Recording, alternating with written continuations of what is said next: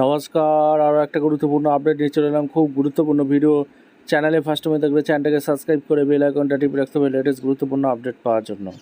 চুক্তিভিত্তিক কর্মীদের কি বেতন বৃদ্ধি হতে চলেছে? কি আপডেট উঠে আসছে? রাজ্যে পালাবদল হয়ে গেল, বিজেপি সরকার শুভেন্দু অধিকারী মুখ্যমন্ত্রী হয়েছে, অর্থাৎ বিজেপি সরকার ক্ষমতায় এসছে বাংলায়, সমকাজে সমবেতন দেবেও বলেছিল। এই সমকাজে সমবেতন অর্থাৎ বেতন বৃদ্ধি কি হতে চলেছে খুব শীঘ্রই? কি আপডেট উঠে আসছে? কবে থেকে কার্যকর হবে? আজকের এই ভিডিওতে বিস্তারিতভাবে ব্যাখ্যা করব। চ্যানেলে ফার্স্ট টাইম থাকলে চ্যানেলটাকে সাবস্ক্রাইব করে বেল আইকনটা টিপে রাখতে হবে লেটেস্ট গুরুত্বপূর্ণ আপডেট পাওয়ার জন্য। স্টেপ টু স্টেপ আজকের আপডেটটি আপনাদের সামনে তুলে ধরছি।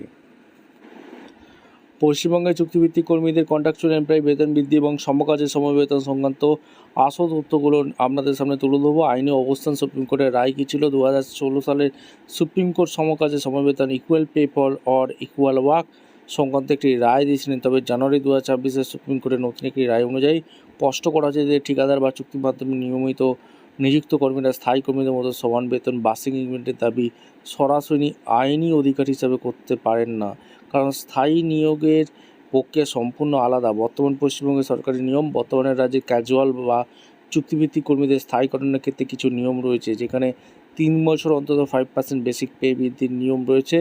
পাশাপাশি তারা বছরে 30টি ছুটি এবং নারী কর্মীরা 180 দিনের মাতৃত্বকালীন ছুটি পান। রাজনৈতিক ও প্রশাসনিক পরিস্থিতি জানতে হবে। 2026 সালের মে মাসে পশ্চিমবঙ্গে নতুন বিজেপি সরকার গঠিত হয়েছে এবং শুভেন্দু অধিকারী রাজ্যের নতুন মুখ্যমন্ত্রী হিসেবে শপথ নিয়েছেন।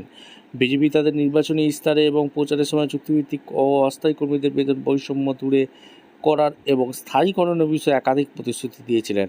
ক্যাবিনেটের প্রথম সিদ্ধান্ত দায়িত্ব নেওয়ার পর প্রথম ক্যাবিনেট বৈঠকে মুখ্যমন্ত্রী সরকারি চাকরিতে আবেদনের বয়স ঊর্ধ্বসীমা 5 বছর বাড়ানোর মতো সিদ্ধান্ত নিয়েছেন।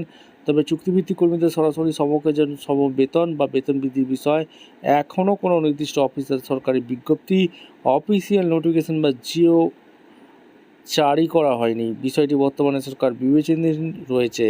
আপনারা অবশ্যই কমেন্ট করে জানাবেন এই সব চুক্তিভিত্তিক কর্মীদের কি বেতন বৃদ্ধি হতে চলেছে, অর্থাৎ সমকাজে সমবেতন কি বিজেপি সরকার দেবে? আপনারা অবশ্যই কমেন্ট করে জানাবেন। দেখা হচ্ছে কোনো পরবর্তী ভিডিও। ধন্যবাদ।